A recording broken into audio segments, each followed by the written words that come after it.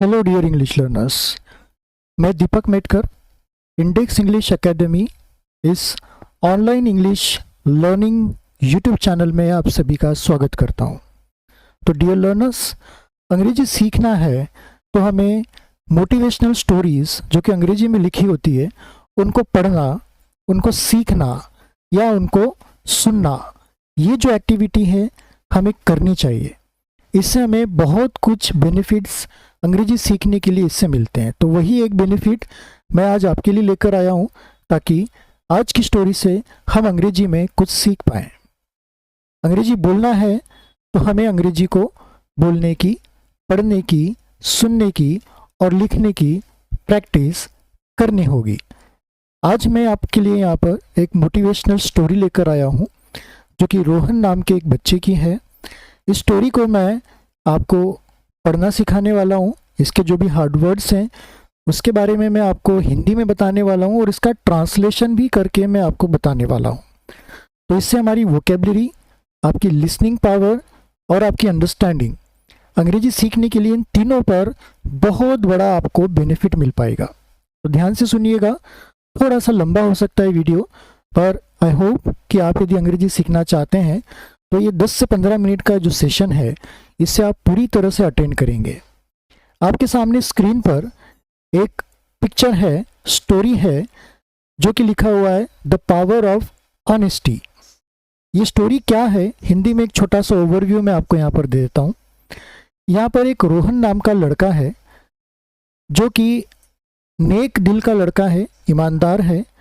एक दिन बगीचे में खेल रहा था तो उसे एक पर्स, वॉलेट, पैकेट वो मिला उसे। उसमें कुछ पैसे थे और दूसरे डॉक्यूमेंट्स थे। उसने वो पर्स, पॉकेट अपने पास न रखकर, अपने घर पर न ले जाते हुए या उसमें जो पैसे हैं उसका अपने खुद के लिए उपयोग न करके उसने वह पैकेट नज़दीक के पुलिस स्टेशन में जाके जमा कर दिया ताकि उसके असली ओनर को, जो उसका पॉकेट का मालिक है या जिसका वो पर्स है, उस व्यक्ति तक वो पहुंच जाए।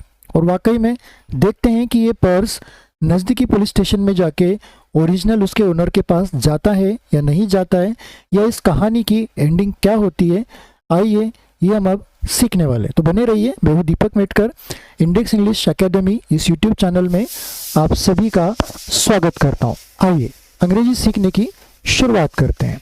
स्क्रीन पर आपके सामने यहाँ पर अंग्रेजी में बहुत सारा कुछ लिखा हुआ है। सबसे पहले तो एक पिक्चर है, उसको पिक्चर को हम देखते हैं और उस पिक्चर में एक लड़का दिख रहा है जो कि एक पर्स को उठाने की कोशिश कर रहा है और जस्ट उसके बगल में आप देख पाएंगे यहाँ पर मैं एक छोटा सा सर्कल आपके लिए यहाँ पर बना देता हूँ। ये यहाँ पर देखिए, एक यहाँ पर ये कुछ लिखा हुआ है, ठीक है। आइए देख लेते क्या लिखा है यहाँ पर। Be honest, be trustworthy, be proud.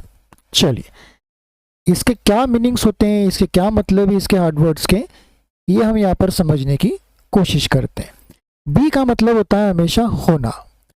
Honest का मतलब होता है ईमानदारी या ईमानदार, ठीक है। तो ईमानदार रहो या ईमानदार बनो, ये ऊपर वाले का मीनिंग होगा एक तरह से। बी ट्रस्टवर्दी, बी यानी फिर से वही होना। ट्रस्टवर्दी, ट्रस्टवर्दी का मतलब होता है भरोसेमंद। ट्रस्ट होता है भरोसा या विश्वास, वर्दी इसमें लगा दिया तो ट्रस्टवर्दी बन गया है। तो भरोसेमंद बनो। उसके बाद नीचे आता है बी प्राउड। बी यानी फिर से बनना। प्राउड का मतलब होता है अपने आप पे गर्व करना। तो यहाँ पे आता है कि ईमानदार बनो, भरोसेमंद बनो और अपने आप पर एक तरह से गर्व महसूस करो। ये इसका छोटा सा एक शॉर्ट का जो निचोड़ होता है स्टोरी का, वो यहाँ पर देने की कोशिश की गई है। आइए हम लोग यहाँ पर अब स्टोरी को आगे पढ़ते हैं। स्टोरी का टाइटल दिया है यहाँ पे द पावर ऑफ ऑनेस्टी। जो टाइटल है इसका मीनिंग हम समझ लेते हैं। पावर, ये जो पावर है, पावर का मतलब होता है ताकत या शक्ति। तो ऐसी एक ताकत या ऐसी एक शक्ति, ऑफ यानी की या के, ऑनेस्टी, ऑनेस्टी यानी हम लेंगे यहाँ पे ईमानदारी। तो इस पूरे टाइटल का जो हिंदी में ट्रांसलेशन होगा वो होगा ईमानदारी की ताकत। चलिए शुरुआत करते हैं। Rohan was an honest and responsible boy. He always told the truth and followed the right path. आइए इस 2 लाइन को हमने पढ़ने की कोशिश की है, अब इसे हम ट्रांसलेट करने की कोशिश करते हैं। इसके जो भी हार्ड वर्ड्स हैं उन पर हमारा फोकस लेते हैं। रोहन, रोहन ये एक लड़के का नाम है। वॉज का मतलब होता है था। एन ऑनेस्ट, एन का मतलब यहां पर होगा एक, ऑनेस्ट यानी ईमानदार। तो इसका क्या मतलब हुआ? Rohan was an honest, Rohan एक ईमानदार लड़का था। ठीक है, वॉज आ गया यहाँ पे, तो था हम यहाँ पर लगा देंगे। एंड यानी और, रिस्पॉन्सिबल बॉय, रिस्पॉन्सिबल का मतलब होता है जिम्मेदार, बॉय का मतलब होगा लड़का। तो पूरे सेंटेंस का क्या मतलब होगा पहले पढ़ लेते हैं। Rohan was an honest and responsible boy. Rohan यानी लड़का, वॉज यानी था, एन यानी एक, ऑनेस्ट का मतलब होता है ईमानदार, एंड यानी और, रिस्पॉन्सिबल यानी जिम्मेदार, और बॉय यानी लड़का। तो ये सारे मीनिंग्स हिंदी के हम लोगों ने यहाँ पे ले लिए हैं। आइए अब हम इनको एक सीक्वेंस में पिरोने की कोशिश करते हैं और इसे हिंदी में ट्रांसलेट कर लेते हैं। बड़ा आसान है, जब सारे शब्दों के मतलब हमें मिल गए तो हम उसे अपने हिसाब से कर सकते हैं। तो क्या आएगा यहाँ पे कि रोहन वॉज एन ऑनेस्ट, कि रोहन एक ईमानदार था, एंड रिस्पॉन्सिबल बॉय, और एक जिम्मेदार लड़का। तो इसका पूरा सेंटेंस ये होगा हिंदी में कि रोहन एक ईमानदार और जिम्मेदार लड़का था। फिर से बता रहा हूं मैं आपको, रोहन एक जिम्मेदार और ईमानदार लड़का था। मैंने इधर का उधर कर दिया। रोहन एक ईमानदार और जिम्मेदार लड़का था। आई होप कि आपको ये पूरा सेंटेंस समझ में आ गया होगा। आइए आगे वाला देख लेते हैं। ही always told the truth and followed the right path. अब यहाँ पे आता है ही। देखिए ये ही है, ही यानी वह आएगा वह, ये प्रोनाउन है जो कि रोहन के लिए यहाँ पर ये उपयोग में लाया गया है। यहाँ पे रोहन नाम न लिख के रोहन की जगह पे ही दे दिया, यानी रोहन के बारे में ही हमें यहाँ पर बताया जा रहा है, उसके आगे की विशेषता बताई जा रही। ही ऑलवेज, ऑलवेज का मतलब होता है हमेशा। टोल्ड, टोल्ड का मतलब होता है बताना, बताया या बोला या बोलता है। ठीक है, द ट्रूथ, ट्रूथ या का मतलब होता है सच। ठीक है, क्या होगा इसका? सच होता है, ट्रूथ यानी सच। एंड और फॉलोड, फॉलोड का यहाँ पर मतलब होता है यहाँ पर कि उसका एक तरह से हम बोल सकते हैं कि चलता है। फॉलोड भूतकाल का रूप है, ईडी लग गया लास्ट में, तो फॉलो यानी चलता है, या उसका एक तरह से हम बोल सकते हैं कि फॉलोड यानी पीछे पीछे चलता है, उसको अपनाता है। तो यहाँ पर सूटेबल जो शब्द होगा ये होगा कि चलता है। ठीक है, द राइट, राइट यानी सही, राइट का मतलब होगा सही, पाथ यानी रास्ता। तो देखिए ही यानी वह, ऑलवेज यानी हमेशा, टोल्ड यानी बोलता। ठीक है, टेल का टोल्ड हो गया, भूतकाल का रूप आ गया। द ट्रूथ सच, एंड और फॉलोड, फॉलोड का मतलब होता है अपना चलता, द राइट पाथ। तो हम इसके अलग अलग शब्द हैं जो कि अभी जंबल्ड में है, यहाँ वहाँ है, सीक्वेंस में नहीं है। हमने हिंदी के हिसाब से इनको अभी ट्रांसलेट किया है, तो जो कि ये सेंटेंस में एक तरह से सही सीक्वेंस में नहीं आए, जैसे कि हमने फर्स्ट वाला सेंटेंस किया था। आइए अब हम इसको प्रॉपर वे में पिरोने की कोशिश करते हैं। ही यानी वह, ठीक है, ऑलवेज टोल्ड द ट्रूथ, वह हमेशा सच बोलता था, एंड और फॉलोड द राइट पाथ, सही रास्ते पर चलता था। ठीक है, एक बार फिर से हम पढ़ लेते हैं। वह हमेशा सच बोलता था और सही रास्ते पर चलता था। आइए इस पूरे सेंटेंस को ऊपर से लेके नीचे तक, ये जो 2 सेंटेंस है, एक बार मैं आपको पढ़ के सुनाता हूँ और उसका सही वाला हिंदी का ट्रांसलेशन बता देता हूँ। Rohan was an honest and responsible boy. Rohan एक जिम्मेदार और ईमानदार लड़का था। ही always told the truth and followed the right path. वह हमेशा सच बोलता था और सही रास्ते पर चलता था। चलिए नेक्स्ट वाली लाइंस को हम अब यहां पर स्टडी कर लेते हैं। पहले रीड कर लेते हैं। One afternoon while playing in the park, Rohan found a wallet on the ground. He opened it and saw that it had some money and an ID card. चलिए ट्रांसफर कर लेते हैं। वन आफ्टरनून, वन यानी एक, afternoon का मतलब होता है दोपहर, तो एक दोपहर, ये इसका पूरा मतलब होगा। वाइल, वाइल का मतलब होता है के समय, ठीक है, के समय। अब कौन सा समय आगे दिया है इसके बारे में आगे बताया गया नेक्स्ट वर्ड पे। प्लेइंग, खेलते, तो इसका आ जाएगा कि वाइल प्लेइंग यानी खेलते समय। वन आफ्टरनून वाइल प्लेइंग, की एक दोपहर खेलते समय, ये पूरा मतलब होगा इसका। इन का मतलब होगा में, द पार्क, की पार्क में या बगीचे में, ठीक है। तो वन आफ्टरनून एक दोपहर, while playing in the park, बगीचे में खेलते समय, ये इसका मतलब होगा।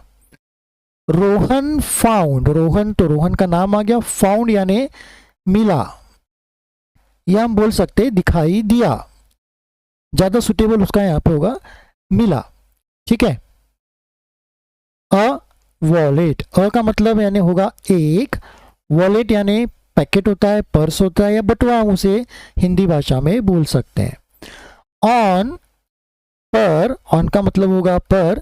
द ग्राउंड, ग्राउंड का मतलब यहां पर होगा जमीन। ओके, चलिए तो ये फुल स्टॉप लग गया यहाँ पे, यानी हमारा ये सेंटेंस पूरा हो गया है। वन आफ्टरनून यानी एक दोपहर, वाइल प्लेइंग यानी खेलते समय, इन द पार्क यानी बगीचे में, रोहन फाउंड, रोहन को मिला, क्या मिला, अ वॉलेट, एक बटुआ मिला, जो कि था कहाँ पर था, ऑन द ग्राउंड, जो कि जमीन पर था। तो इसका सही प्रकार से किस तरह से हम अरेंजमेंट कर सकते हैं सभी शब्दों का। एक दोपहर पार्क में खेलते समय रोहन को जमीन पर एक बटुआ मिला, राइट, बटुआ मिला। चलिए नेक्स्ट सेंटेंस जो अंग्रेजी का है वो देख लेते हैं। He opened it and saw that it had some money and an ID card. Reading हो गई हमारी, अब हम इसका ट्रांसलेशन कर लेते हैं। ही यानी कौन, वह। अब यहाँ पे रोहन के नाम के अलावा यहाँ पे ही लिया है, जैसा कि पहले ऊपर भी लिया था यहाँ पर ही, ठीक है, जो कि ये प्रोनाउन सर्वनाम है। ही या उसने, यहाँ पर आ जाएगा उसने, ही वह या उसने भी होता है। ओपन, ओपन यानी खोला, भूतकाल का रूप है ना ये ओपन। ही ओपन, उसने खोला, क्या खोला उसने, बटुआ खोला है, जाहिर सी बात है। इट, इट का मतलब होता है यहाँ पे उसे, उसे यानी किसे, बटुए को, वॉलेट को, उसने उसे खोला। एंड, और, सॉ, सॉ का मतलब होता है देखा, सी का सॉ हो गया, जो कि भूतकाल का रूप है ये सॉ, सी का, तो उसने देखा। दैट, दैट यानी होगा यहाँ पे कि, इट हैड, उसमें है, इट यानी क्या, उसमें है, किसमें, वॉलेट में, बटुए में। सम, सम का मतलब होता है कुछ, मनी जानते हैं आप, पैसे या रुपए। एंड, और, एन ID कार्ड, कार्ड यानी एक छोटा सा कार्ड जो होता है वो होगा इसमें, क्योंकि इसके लिए हिंदी में भी कोई अलग से शब्द हम प्रॉपर यूज नहीं कर पाएंगे, तो कार्ड को हम आमतौर पे कार्ड ही बोलते हैं। ID, ID यानी परिचय पत्र, यानी आइडेंटिटी कार्ड। एन यानी एक, ठीक है, तो यहाँ पे एक आईडी कार्ड था।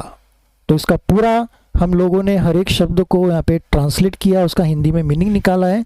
आइए उसको हम अब प्रॉपर वे में हिंदी के सेंटेंस में अरेंज करते हैं उन शब्दों को। ही ओपनड इट, उसने उसे खोला, एंड और सॉ दैट, देखा कि, इट हैड सम, उसमें, इस हैड सम यानी उसमें है, क्या है, सम यानी कुछ पैसे, और एक आईडी कार्ड है, परिचय पत्र है। यानी उसने उसे खोला और देखा कि उसमें कुछ पैसे और एक परिचय पत्र था, आईडी कार्ड था। आई होप कि आपको ये समझ में आया होगा। मैं एक बार फिर से इसको पूरा पढ़ लेता हूँ और इसका हिंदी में ट्रांसलेशन आपको समझा देता हूँ। One afternoon, while playing in the park, Rohan found a wallet on the ground. एक दोपहर पार्क में खेलते समय रोहन को जमीन पर एक बटुआ मिला। He opened it and saw that it had some money and an ID card. उसने उसे खोला और देखा कि उसमें कुछ पैसे और एक आईडी कार्ड था। आइए नेक्स्ट वाले जो लाइन्स हैं उसको अब हम यहाँ पर देखकर स्टडी करने की कोशिश करते हैं। चलिए इसको अब हम एक बार फिर से पूरा रीड कर लेते हैं। Rohan looked around two find the owner but couldn't. Then he decided to take the wallet to the nearby police station. चलिए रीडिंग हो गया हमारा। अब हम इसके जो भी शब्द हैं अंग्रेजी के उनको एक तरह से हिंदी में ट्रांसलेट कर लेते हैं। रोहन नाम है लड़के का। लुक्ड, लुक्ड का मतलब होता है यहाँ पे देखा। अराउंड, अराउंड का मतलब होता है चारों ओर या आसपास। टू के लिए, Rohan looked around two, Rohan ने आसपास देखा। किस लिए देखा? टू यहां पर आया है के लिए। फाइंड, फाइंड यानी खोजना या ढूंढना। Rohan looked around two find, Rohan ने आसपास देखा, ढूंढने के लिए देखा। किसको ढूंढना है यहाँ पर? द ओनर, मालिक। किसका मालिक? वॉलेट का, बटुए का। ठीक है। बट लेकिन कुडंट, कुडंट का मतलब होता है यहाँ पे नहीं पा सका या नहीं सका। इसका यहाँ पे कुडंट का यहाँ पे आएगा नहीं ढूंढ सका या नहीं मिल पाया। तो इसका क्या मतलब होगा एक तरह से? रोहन लुक्ड अराउंड, रोहन ने चारों ओर देखा या आसपास देखा। टू फाइंड, ढूंढने के लिए। किसे ढूंढने के लिए? द ओनर, ओनर को ढूंढने के लिए चारों ओर रोहन ने देखा। बट लेकिन उसे कोई नजर नहीं आया या वो ढूंढ नहीं पाया। हम यहाँ पर ये ले सकते हैं। नेक्स्ट वाला आ जाएगा देन ही डिसाइडेड। देन का मतलब होता है फिर। ही, अब यहाँ पे दोबारा ही आया। ही किसके लिए यूज यहाँ पे? रोहन के लिए, जो कि प्रोनाउन है, जैसे कि हमने ऊपर भी देखे यहाँ पे। ठीक है। तो ही यानी उसने, इसका मतलब यहाँ पे आ जाएगा उसने। डिसाइडेड, डिसाइडेड ये डिसाइड का भूतकाल रूप है। डिसाइडेड, टू डिसाइड यानी निर्णय लेना, और डिसाइडेड यानी निश्चय करना है, निर्णय ले लिया उसने। ठीक है। देन ही डिसाइडेड, उसके बाद उसने निश्चय किया। टू, क्या निश्चय किया? Take the wallet. Take the wallet का मतलब क्या होता है? टेक यानी लेना या ले जाना। द वॉलेट, बटुए को। टू, पर, कहाँ पर? टू यानी पर। ठीक है। तो उसने डिसाइडेड किया यानी उसने निश्चय किया कि वो बटुए को ले जाएगा। कहाँ ले जाएगा? The near by. Near by यानी पास ही के, करीब के, नजदीकी। ये हम यहाँ पर इसका मतलब ले सकते हैं। पुलिस स्टेशन, पुलिस थाने में। स्टेशन हम जनरली पुलिस स्टेशन ही बोलते हैं, बट पुलिस थाना भी इसका हिंदी में एक तरह से मतलब होता है। ठीक है।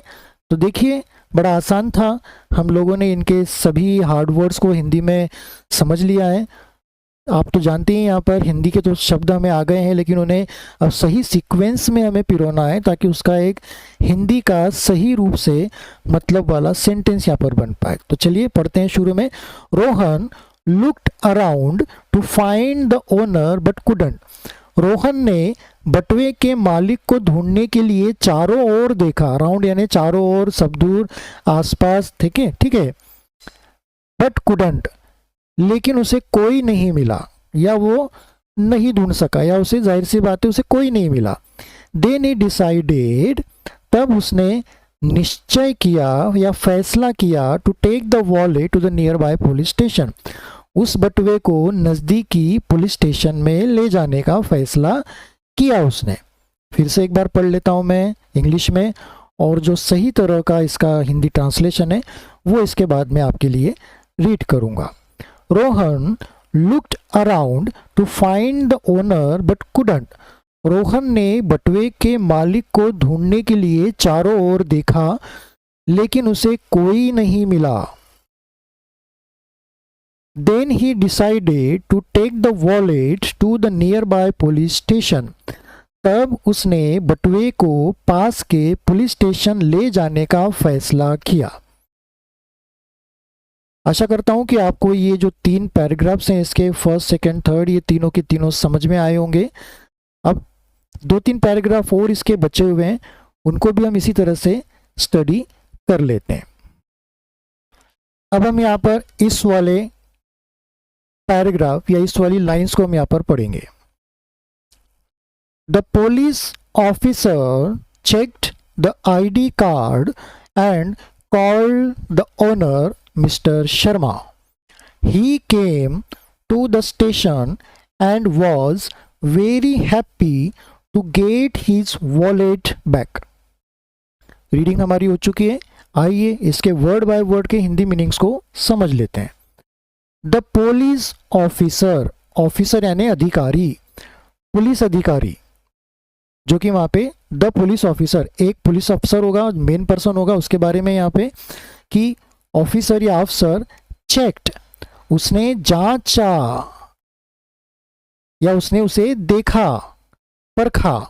द ID कार्ड, उसमें जो ID कार्ड था, परिचय पत्र था, उसको उसने देखा। एंड, और कॉल्ड द ओनर, कॉल्ड मतलब होता है बुलाना, किसी को बुलाना भी होता है कॉल्ड, या जब हम फोन करते हैं तो फोन पर फोन लगाकर बात करना भी होता है इसको, ठीक है, बात की।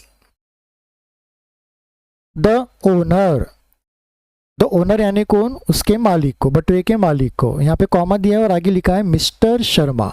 मिस्टर हम यहाँ पे लगाते हैं, जो बड़े पुरुष होते हैं उनके लिए यहाँ पर लगाते हैं, श्री लगाते हैं। मिस्टर का हिंदी का श्री होता है और अंग्रेजी में मिस्टर होता है शर्मा। शर्मा नाम का जो नाम के जो व्यक्ति थे, श्री शर्मा जी, उनको यहाँ पर उन्होंने एक तरह से बुलाया या फ़ोन पर बात की। तो इसका क्या मीनिंग होगा? The police officer checked, police अधिकारी ने देखा, जांचा, किसको देखा? The ID card, ID card को देखा। एंड, और called the owner mister Sharma, और देखने के बाद श्री शर्मा को उन्होंने कॉल किया या उन्होंने बुलाया। कहाँ बुलाया? थाने में बुलाया। ठीक है, चलिए नेक्स्ट। ही केम, अब यहाँ पे दोबारा ही आया है। अब ये जो ही है ये रोहन के लिए नहीं है और न ही पुलिस ऑफिसर के लिए। यहाँ पे किसके लिए ये यूज किया गया है? मिस्टर शर्मा द ओनर, ठीक है, उनके बारे में लिखा है कि ही केम, वह आए। केम का मतलब होता है आए, केम कम का केम हो गया, ठीक है, कम यानी आना और केम यानी आए। ही केम कि वे, अब यहाँ पे वे होगा, ठीक है, कि वे आए। टू, पर, द पुलिस, द स्टेशन, कि वह थाने आए। एंड, और, वॉज वेरी हैप्पी, वॉज यानी थे, ठीक है, वॉज उसमें क्या हुआ कि वॉज यानी थे, ओके, थे, था, थी, थे, ओके। वेरी, वेरी का मतलब हो जाएगा यहाँ पे बहुत, हैप्पी यानी खुश। एंड वॉज वेरी हैप्पी, और बहुत खुश हुए, हुए भी हम यहाँ पर बोल सकते हैं। टू के लिए, इसके लिए खुश हुए वो गेट, गेट यानी पाना। हीज, अब यहाँ पे ये दोबारा हीज आया। अब ये हीज जो है नया शब्द है, ही का यहाँ पर आगे हम हीज यहाँ पर बोल सकते हैं। हीज का मतलब होता है उनका या उनके। वॉलेट बटुआ, बैक यानी वापस या दोबारा, ठीक है। चलिए, तो इसका क्या मतलब होगा? ही केम टू द स्टेशन, कि वह थाने आए, एंड वेरी हैप्पी, और बहुत खुश हुए, to get his wallet back, अपना बटुआ वापस पाकर वो बहुत खुश हुए। तो एक बार हम इसे फिर से पढ़ लेते हैं। सॉरी, पहले हिंदी का मैं पूरा ट्रांसलेशन आपको बता देता हूँ। इसका ट्रांसलेशन ये होगा कि पुलिस अफसर ने आईडी कार्ड देखा, ठीक है, या जांचा, और जो मालिक हैं श्री शर्मा, उनको फ़ोन किया। वे स्टेशन आए और अपना बटुआ वापस पाकर बहुत खुश हुए। तो एक बार रीड कर लेते हैं इसको। The police officer checked ID card and called the owner mister Sharma. Shri Sharma, sorry, police अफसर ने आईडी कार्ड देखा और मालिक श्री शर्मा को फ़ोन किया। He came to station and was very happy to get his wallet back. वे स्टेशन आए और अपना बटुआ वापस पाकर बहुत खुश हुए। तो यहाँ तक तो आपको समझ में आ गया। बड़ा आसान चल रहा है, ये कहीं से कोई टफ नहीं है। लेकिन हाँ, यदि हम इसको लाइटली लेंगे तो ज़रूर हमें ये टफ जाएगा। बहुत आसान होता है हिंदी से ट्रांसलेट करना। एक बार हमें पढ़ना आ जाए, उसको हमारे दिमाग में एक पैटर्न बैठ जाए, तो हम उसका हिंदी में अपने दिमाग में मतलब बिठा सकते हैं। आइए नेक्स्ट वाला पढ़ने की और स्टडी करने की कोशिश करते हैं। चलिए, अब यहाँ से हम इसको पढ़ेंगे। ये 2 लाइंस पढ़ेंगे इसकी। Mister Sharma thanked Rohan for being honest and gave him a book as a gift. Rohan felt proud and happy. Reading हो गई हमारी। आइए इसके हर एक अंग्रेजी के शब्द को हिंदी में कन्वर्ट कर लेते हैं। मिस्टर शर्मा, श्री शर्मा, श्रीयुत शर्मा। थैंक्ड, थैंक का मतलब होता है यहाँ पे उसको धन्यवाद देना, कृतज्ञता व्यक्त करना। ईडी लग गया तो यानी भूतकाल का रूप हो गया। थैंक का थैंक्ड हो गया। इसे थैंक्ड नहीं पढ़ेंगे, थैंक्ड पढ़ेंगे। Okay, thank, thanked. तो मिस्टर शर्मा ने धन्यवाद दिया किसको? रोहन को। रोहन को धन्यवाद दिया। फॉर, के लिए, के लिए। फॉर का मतलब होगा के लिए, कि मिस्टर शर्मा ने रोहन को धन्यवाद दिया के लिए। बीइंग ऑनेस्ट, बीइंग का मतलब यहाँ पर होता है होने के लिए। बीइंग यानी होना या होने। ऑनेस्ट, हमने ऑनेस्ट का मतलब देखा ईमानदार। तो mister Sharma thanked Rohan for being honest, कि श्रीयुत शर्मा ने रोहन को धन्यवाद दिया ईमानदारी के लिए, ईमानदार बनने के, ईमानदार होने के लिए। एंड, और गेव, गेव का मतलब होता है दिया। गिव का गेव हो गया, जो कि भूतकाल का रूप है यहाँ पे गेव, गिव का, ठीक है। गिव यानी देना और गेव यानी दिया। हिम, हिम यानी उसे। अब देखिए, अब यहाँ पे ये हिम आया है। ये हिम किसके लिए आया हो सकता है, आप मुझे कमेंट्स करके बताइए।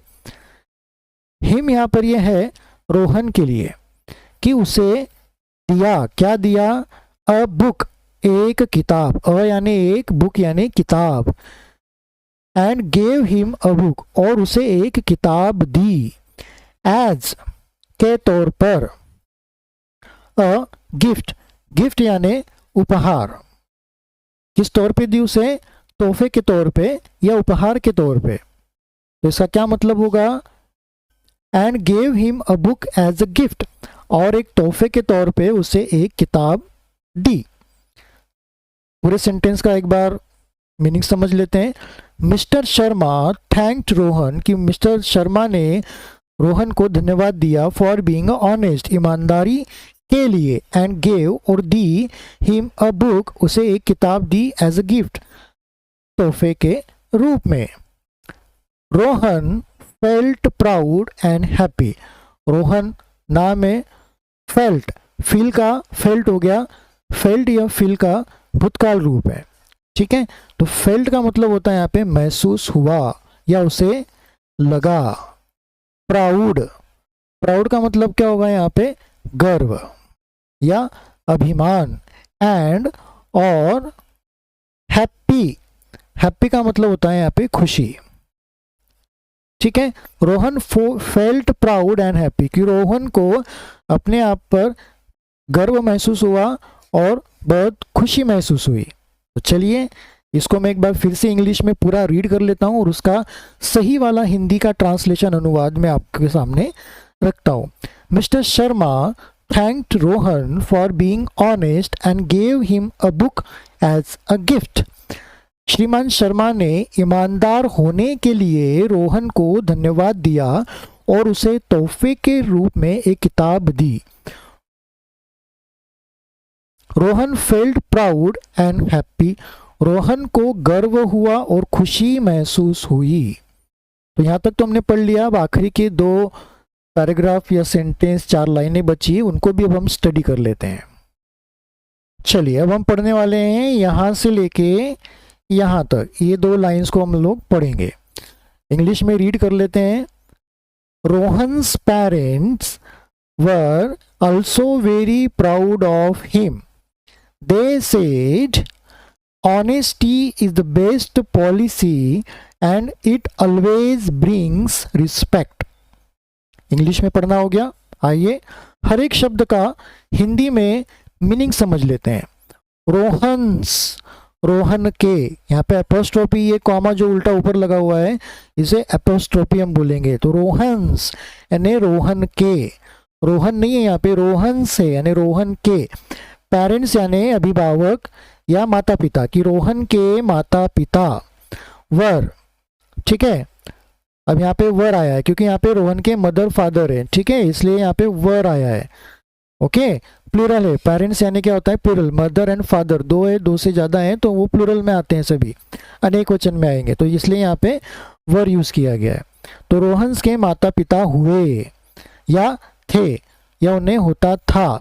अल्सो, भी, अल्सो का मतलब होता है भी। वेरी का मतलब होगा बहुत। प्राउड यानी गर्व। ऑफ यानी का या की, ये के, का की के। ऑफ का मतलब होगा का की के। प्राउड ऑफ, गर्व होगा किसका, हिम, हिम यानी उसका, उसका। अब यहाँ पे हिम किसके लिए यूज किया गया है, रोहन के लिए। तो इसका क्या मतलब होता है कि रोहन के माता पिता को उस पर, हिम यानी उसका या उस पर बहुत अभिमान या बहुत गर्व था, ठीक है। दे सेड, उन्होंने कहा, दे यानी उन्होंने, सेड यानी कहा, से का यहाँ पर सेड हो गया है, ठीक है। तो सेड जो है वो से का भूतकाल रूप है। से यानी कहना, सेड यानी कहा। दे सेड, उन्होंने कहा, honesty is the best policy, honesty यानी ईमानदारी, इज यानी है, द बेस्ट, बेस्ट यानी सबसे अच्छी या अच्छी। पॉलिसी का मतलब होता है यहाँ पे नीति। क्या होता है यहाँ पे नीति, हम यहाँ पर उसको लेंगे, ठीक है, नीति, या उसका हम कहें कि एक तरह से हमारे अंदर का कैरेक्टर बोल सकते हैं या बर्ताव बोल सकते हैं, या हमारे एक अंदर की अच्छी बात हम यहाँ पे बोल सकते हैं। एंड और इट, इट यानी यह, यहाँ पे इट जो है यह के लिए है, तो इट किसके लिए आया है यहाँ पे, इट यानी ऑनेस्टी के लिए आया है यहाँ पे, ठीक है। ऑनेस्टी की जगह पर इट लेकर आया है क्योंकि एक ही सेंटेंस है पूरा यहाँ से यहाँ तक, तो 2 बार ऑनेस्टी ऑनेस्टी लिखने से मतलब नहीं और अच्छा भी नहीं लगेगा, ठीक है। तो इसलिए यहाँ पे ऑनेस्टी के लिए यहाँ पे दोबारा ऑनेस्टी न लिखना पड़े, इसलिए यहाँ पर इसे डिनोट करने के लिए, इसका रिलेशन बताने के लिए इट का यूज़ किया गया है। इट ऑलवेज, ऑलवेज का मतलब होता है हमेशा। ब्रिंग्स, ब्रिंग्स यानी लेकर आता है या लेकर आती है, ठीक है। रिस्पेक्ट, रिस्पेक्ट का मतलब होता है सम्मान, या मान। ठीक है, ओके। चलिए तो इसको हम पढ़ लेते हैं। दे सेड, उन्होंने कहा, honesty is the best policy, कि ईमानदारी एक अच्छी नीति है और ये हमेशा हमारे जीवन में एक तरह से सम्मान लाती है। तो चलिए एक बार हम अंग्रेजी में फिर से पढ़ लेते हैं और उसका सही से जो एज पर द बेस्ट इसका ट्रांसलेशन होता है वो मैं एक मीनिंगफुल वो समझाने की कोशिश करूंगा। Rohan's parents were also very proud of him, कि रोहन के माता पिता को भी उस पर बहुत गर्व था। They said honesty is the best policy and it always brings respect.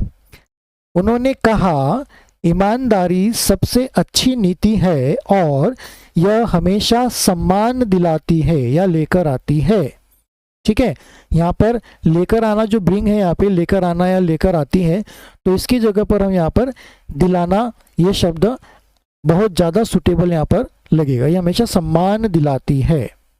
तो चलिए नेक्स्ट वाला और आखिरी का जो सेंटेंस जो पैराग्राफ है 2 लाइन से, उसको भी हम लोग यहाँ पर स्टडी कर लेते हैं। अब हम पढ़ने वाले हैं आखिरी की 2 लाइन्स। पहले अंग्रेजी में मैं इसको रीडिंग कर लेता हूँ। From that day everyone in the neighborhood respected Rohan even more for his honesty। Reading हो गया है। इसके हर एक शब्द को अब हम हिंदी में ट्रांसलेट कर कर समझने की कोशिश करते हैं। फ्रॉम, तब से, फ्रॉम यानी से या तब से। दैट डे, दैट यानी दैट डे, ये पूरा एक इसका मतलब होगा उस दिन से। ठीक है, दैट यानी उस दिन, फ्रॉम दैट डे यानी उस दिन से। एवरीवन, एवरीवन यानी सब या हर कोई। ठीक है, हर कोई या सब। इन द नेबरहुड, नेबरहुड का मतलब यहाँ पर होता है पड़ोस, हमारा पड़ोस। द नेबरहुड यानी हमारा पड़ोस। इन यानी नेबर, इन द नेबरहुड यानी पड़ोस में। रिस्पेक्टेड, रिस्पेक्टेड का मतलब होता है सम्मान करना। रिस्पेक्ट का यहाँ पे रिस्पेक्टेड हो गया, ईडी लग गया है, तो ये भूतकाल का रूप बन गया। ठीक है, ओके। तो यहाँ पर हो सकता है कि क्या मीनिंग होगा इसका रिस्पेक्टेड का, कि सम्मान करता। ठीक है, कि सम्मान करने लगे, इस तरह से इसका हो सकता है। ई रोहन, किसका सम्मान करने लगे? रोहन का। इवन, ठीक है, अब यहाँ पे क्या होगा, इवन का मतलब क्या होगा, फिर भी। ठीक है, इवन यानी हमेशा। ठीक है, अड़ोस पड़ोस में रोहन की ईमानदारी के लिए उसका सम्मान करने लगे। ठीक है, इवन का मतलब हम यहाँ पे ले सकते हैं इवन मोर, यानी एक तरह से इवन मोर को हम यहाँ पे पूरा ले लेते हैं। इवन मोर यानी तब से ज़्यादा। फॉर यानी के लिए। हीज यानी उसकी। अब हीज ये किसके लिए यूज किया है यहाँ पे? फॉर दी रोहन, रोहन के लिए। ठीक है, हीज ऑनेस्टी, उसकी ईमानदारी, उसकी ईमानदारी के लिए। राइट, चलिए अब हम इसको रीडिंग करके एक तरह से प्रॉपर वे में समझने की कोशिश करते हैं। फ्रॉम दैट डे, उस दिन से। एवरीवन इन द नेबरहुड, कि पड़ोस में हर कोई। रिस्पेक्टेड, हर कोई सम्मान करने लगा। किसका? रोहन का, कि हर कोई रोहन का सम्मान करने लगा। इवन मोर, और भी ज्यादा सम्मान करने लगा। फॉर, के लिए। हीज, उसकी ऑनेस्टी यानी उसकी ईमानदारी के लिए। चलिए एक बार रीडिंग कर लेते हैं इंग्लिश में, देन प्रॉपर वे का जो ट्रांसलेशन वाला हिंदी का मीनिंगफुल वाला वो मैं आपको इसका बताता हूँ। From that day everyone in the neighbourhood respected Rohan even more for his honesty. उस दिन से आस पड़ोस में हर कोई रोहन की ईमानदारी के लिए उसका और भी ज़्यादा सम्मान करने लगा। तो डियर लर्नर्स, यहाँ पर ये स्टोरी का पूरा हम लोगों ने रीडिंग कर लिया है। हर एक शब्द को हिंदी में हम लोगों ने उसके मीनिंग्स को समझने की कोशिश की है, स्टडी की है, और उन शब्दों को एक मीनिंगफुल हिंदी के सेंटेंस में पिरोकर हमने उसका हिंदी में ट्रांसलेशन भी स्टडी कर लिया है। अब आखिरी की 2 लाइनें यहाँ पर बची हैं, उसको अब हम यहाँ पर समझ लेते हैं, जो कि इस स्टोरी का मोरल यानी इस स्टोरी की नैतिक शिक्षा कि हमें इस कहानी से क्या सीखने को मिलता है। आइए ये 2 लाइनें भी हम स्टडी कर ही लेते हैं। मॉरल का यहाँ पर शब्द होगा कि शिक्षा, ठीक है। Honesty builds trust and earns respect. Always be honest and do the right thing. Moral यानी शिक्षा या सीख हम बोल सकते हैं उसकी, ठीक है। ऑनेस्टी ईमानदारी, बिल्ड यानी बनाना या निर्माण करती है। क्या निर्माण करती है? ट्रस्ट यानी भरोसा या विश्वास, ठीक है, भरोसा या विश्वास। एंड और अर्न्स का मतलब होता है यहाँ पे मिलना, प्राप्त करना या कमाना। रिस्पेक्ट का मतलब होता है यहाँ पे सम्मान, जो कि हमने ऊपर भी पढ़ा है। रिस्पेक्ट यानी सम्मान, ठीक है। Honesty builds trust and earns respect, कि जो ईमानदारी है वो एक तरह से विश्वास या भरोसे का निर्माण करती है और उससे हम सम्मान को प्राप्त करते हैं। अर्न्स यानी कमाना भी होता है या प्राप्त करना या पाना भी होता है। ऑलवेज का मतलब होता है यहाँ पे हमेशा। बी यानी होना या बनना। ऑनेस्ट ईमानदार, ठीक है। ऑनेस्टी भी हम ईमानदार बोलेंगे, ऑनेस्टी भी यानी नेक भी बोल सकते हैं या ईमानदार भी हम इसको बोल सकते हैं। एंड और डू यानी करना। The right things, the right यानी सही, थिंग्स यानी चीजें, या हम यहाँ पर बोल सकते हैं कार्य। तो इसको एक बार फिर से रीड करके बता देता हूँ। Honesty builds trust and earns respect. Always be honest and do the right thing. इसको हमने पढ़ भी लिया है और उसके जो हर एक शब्द को हिंदी में हम लोगों ने समझने की कोशिश की। आइए अब उसको सीक्वेंस वाइज मीनिंगफुल सेंटेंस में हम लोग पिरो लेते हैं। क्या सीख देना चाह रहा है यहाँ पर हमें इस स्टोरी के जरिए से, कि ईमानदारी से भरोसा बनता है और सम्मान मिलता है। हमेशा ईमानदार रहो और सही काम करो। तो यहाँ पर हम लोगों ने इसका जो मॉरल है, जो सीख है, उसको भी एक तरह से सीखने की या स्टडी करने की, उसको समझने की कोशिश की है। तो डियर लर्नर्स, आपने देखा कि हम लोगों ने यहाँ पे द पावर ऑफ ऑनेस्टी, जो कि एक रोहन नाम के लड़के की थी, जैसा कि मैंने आपको हिंदी में थोड़ा सा इंट्रोडक्शन इसका दिया था कि वो थाने गया था। तो देखते हैं कि वो पर्स के साथ आगे क्या हुआ, असली ओनर तक पहुंचा कि नहीं पहुंचा। तो स्टोरी पढ़कर, समझकर, सीखकर हमें यही समझ में आ रहा है कि वो पर्स रोहन ने लौटा दिया, थाने जाकर दे दिया, जमा कर दिया। पुलिस ऑफिसर ने उसके ओनर को बुलाया और उसको दे दिया, और जो ओनर था उसने एज गिफ्ट के लिए या थैंक्स के लिए रोहन को एक किताब भी भेंट की।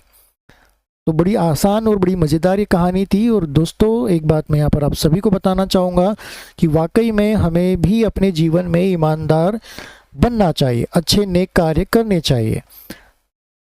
चलिए, आशा करता हूँ कि ये जो मॉरल स्टोरी थी, ये सिर्फ हम पढ़ने के लिए यूज़ में नहीं लेंगे, सिर्फ अंग्रेजी सीखने के लिए नहीं लेंगे, लेकिन इससे एक अच्छी शिक्षा की नीति भी हम लेंगे और हम अपने जीवन में ईमानदार और ट्रस्टवर्दी बनेंगे, है ना, भरोसेमंद बनेंगे। हर किसी का भरोसा हम नहीं तोड़ेंगे। हम पर जो भी ट्रस्ट करता है उसके लिए हम हमेशा ऑनेस्ट रहेंगे, नेक रहेंगे, ठीक है। चलिए, तो यहाँ पर ये स्टोरी हम लोगों ने रीड की है। आई होप कि आपको इस स्टोरी से बहुत कुछ अंग्रेजी के वोकैबलरी, नए नए शब्द, हार्ड वर्ड्स का और इसके प्रोनाउंसिएशन कैसे होते हैं, इसके ट्रांसलेशन, इसको हम किस तरह से बोल सकते हैं, पढ़ने का, लिखने का, सुनने का, सभी कुछ एक्टिविटी हमने एक ही वीडियो में यहाँ पर या शामिल करने की कोशिश की है। तो आशा करता हूँ कि आपको आज बहुत कुछ सीखने को मिला होगा और आप इसका अपने जीवन में इसका सार्थक रूप से, मीनिंगफुल रूप से आप इसका उपयोग करेंगे, यूज़ करेंगे। तो आपको ये वीडियो और ये मेरा सिखाने का तरीका आपको कैसा लगा, आप मुझे कमेंट्स करके बताइए, और वीडियो को लाइक करें, सभी के साथ शेयर करें, फ्रेंड्स के साथ, फैमिलीज़ के साथ। और यदि आप मेरे इस YouTube channel index English academy पर आप नए हैं, फर्स्ट डे आपने विज़िट किया है, और यदि पूरा वीडियो आपने देखा है, तो आप इस चैनल को सब्सक्राइब कर लीजिए, बेल आइकन के बटन को ज़रूर दबाएं, ताकि हमेशा आपको मेरे जो लेक्चर्स हैं, जो वीडियोज़ हैं अंग्रेजी सीखने के लिए, वो आपको डायरेक्टली मिल पाए। तो बहुत जल्दी मिलेंगे नए वीडियो के साथ में। आज के लिए इतना ही। आप पढ़ते रहिए, ठीक है, और सीखते रहिए। बहुत जल्दी मिलेंगे नई वीडियो के साथ में। Till then take care, good bye, keep learning.